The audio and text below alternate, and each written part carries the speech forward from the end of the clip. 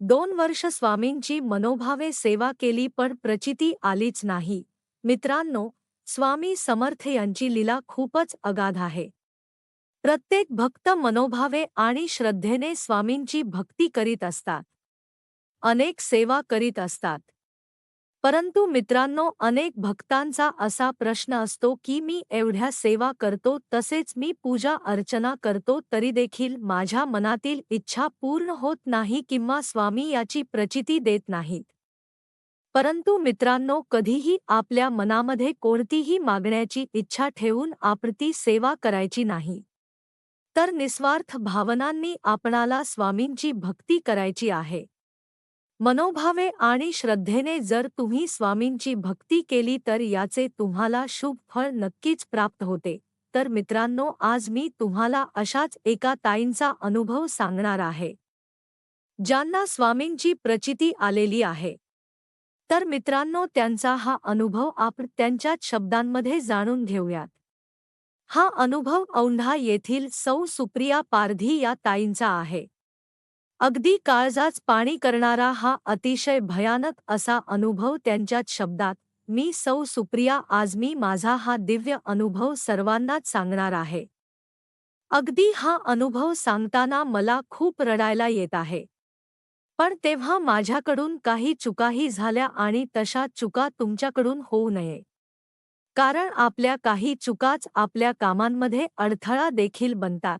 मला लग्नाच्या अगोदर स्वामींच्या कोणत्याच सेवांबद्दल माहिती नव्हतं. लग्नानंतरच मी या स्वामींच्या सेवेबद्दल जाणून घेतलं. मी लग्नाआधी कोणत्या धार्मिक कार्यातही जात नव्हते किंवा कोणत्याही प्रकारच्या सेवा देखील करत नव्हते.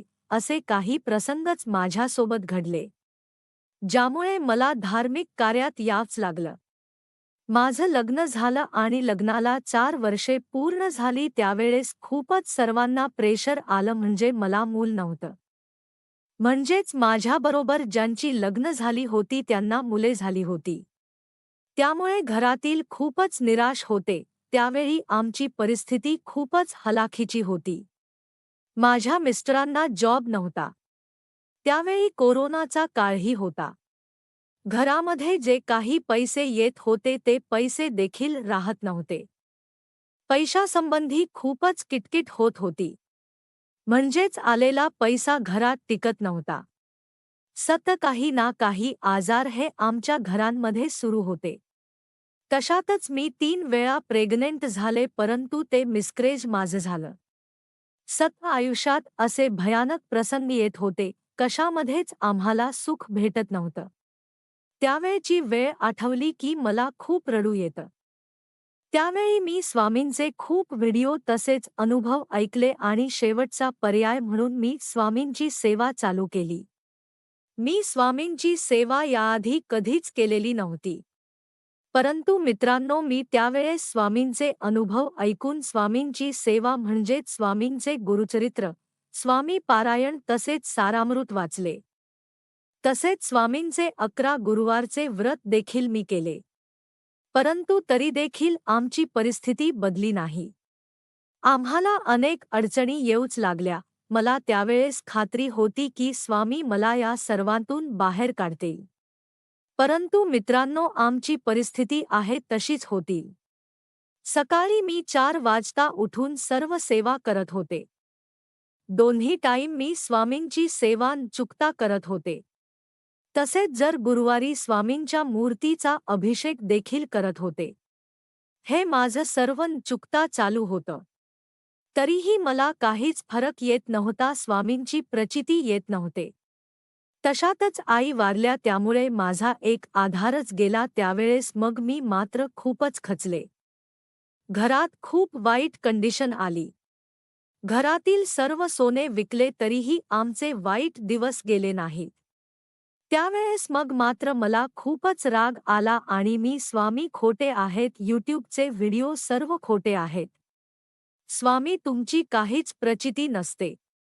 तुम्ही या जगात नाही, असे वाईट मी खूप स्वामींना बोलले आणि स्वामींची जी मूर्ती होती ती कापडात गुंडाळून मी कपाटामध्ये ठेवून दिली.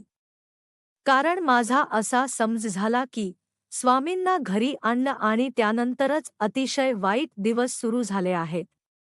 असेच ते 5 दिवस गेले आणि माहिती नाही काय झालं. त्या गुरुवारी अचानक मिस्टरांना जॉबसाठी एका मोठ्या इंटरनॅशनल कंपनीतून कॉल आला आणि पुढच्याच गुरुवारी मी प्रेग्नेंट असल्याची पुन्हा एकदा मला गुड न्यूज भेटली. असेच काही गुरुवार गेले आणि प्रत्येक गुरुवारी मला काही ना काही प्रचिती यायला लागली. माझ्या मनामध्ये विचार येऊ लागले की प्रत्येक गुरुवारी असा कसा चमत्कार होऊ लागला आहे. सर्व व्यवस्थित चालू लागलं. एके दिवशी एक साधू आमच्या घरी भिक्षा मागण्यासाठी आले. तेव्हा ते मला म्हणाले की आम्हाला मोकळं करा, आम्हाला बाहेर आणा. मला ते साधू काय म्हणतायत हे काहीच कळेना. त्यावेळेस मला एक कॉल आला आणि मी फोन घेण्यासाठी आतमध्ये आले आणि अगदी 2 मिनिटाचाच टाईम होता. जेव्हा मी आतून बाहेर आले त्यावेळेस साधू मला कोठेच दिसेनात. त्यावेळेस मी आजूबाजूला चौकशीही केली. परंतु आजूबाजूच्या लोकांनी त्यांच्या घरी कोणते साधू आले नाहीत असे सांगितले. तेव्हा मी विचार करू लागले की असं कस काय झाले. दिवसापासून मला सततच स्वामी दिसू लागले. म्हणजेच स्वयंपाक घरामध्ये, दिव्यामध्ये, चपातीवर अशा बऱ्याच ठिकाणी मला स्वामी दिसू लागले. मग त्यावेळेस मी स्वामींना कपाटात ठेवलं. त्यामुळे मी खूपच रडू लागले आणि मग मी स्वामींची मागे माफी मागितली. त्या दिवशी गुरुवारी मी मानाने स्वामींना पुन्हा घरात आणलं. त्यांचा अभिषेक करून त्यांची प्रतिष्ठापना पुन्हा माझ्या घरामध्ये केली आणि तेव्हापासून मी स्वामींची अगदी मनापासून सेवा करू लागले आणि जीवापेक्षाही जास्त मी स्वामींना जपू लागले. मित्रांनो, आपल्या प्रत्येक अडचणीतून स्वामी आपल्याला बाहेर काढतात. आपल्या अडचणीमध्ये स्वामी खरंच धावून येतात. याची प्रचिती मला मिळाली. आपल्या प्रत्येक गोष्टीत मदत करतात. कधी कधी परीक्षेचा काळ असतो, फक्त आपण टिकून राहणं हे खूपच महत्त्वाचं आहे. हे मला खरंच अनुभवातून शिकायला मिळालं. तर मित्रांनो, अशा प्रकारे असा हा ताईंचा अनुभव आपण त्यांच्या शब्दात जाणून घेतला. ताईंना देखील त्यांच्या अडचणीतून बाहेर स्वामींनीच काढलं.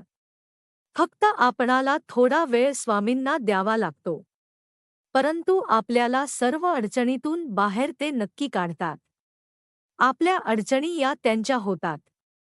प्रत्येक संकट ते आपल्यावर ओढवून घेतात. हे मात्र आपणाला खरंच या ताईंच्या अनुभवातून नक्कीच जाणवलं असेल.